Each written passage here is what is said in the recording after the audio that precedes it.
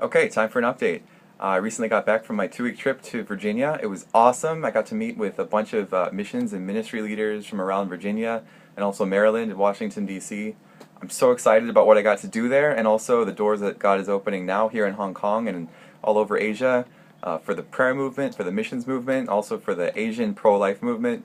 But first, I want to share some testimonies from my church in the States. So, my home base is Awakening Community Church in Fredericksburg, Virginia, not far from Washington, D.C. It's a house of prayer community, and they're raising up leaders for the prayer and missions movement all over the world. And they've already placed people in Turkey, the largest unreached nation in the world. They recently sent a team of 20 from Virginia to northern Iraq, and they led a 100-hour prayer meeting, which was really big, and they saw a lot of miracles, which I'm not really supposed to talk about, but apparently it was super awesome, and God did a lot. At the same time, they sent 20 people to Salem, Massachusetts for an extended time of worship and intercession.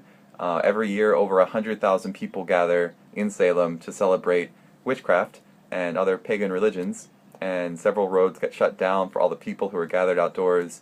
And so anyway, several teams of young people from different states got together to pray and worship, and then they went to the streets with a lot of joy and the Holy Spirit, and they saw hundreds of miracles of healing, salvation, deliverance. People were there to celebrate paganism, but they were yelling to their friends, "Go get the Christians to pray for you. They're healing people."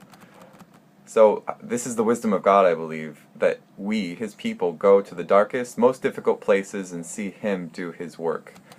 One more story. While I was in Virginia, I was meeting with American pro-life leaders to discuss the pro-life movement in Asia. That was the main reason I was home. At the same time, a group of 13 intercessors traveled from Hong Kong to Beijing to worship and to pray for unborn lives in China's capital. And shortly after they got back to Hong Kong, Beijing announced that it was implementing a two-child policy. So this is a step.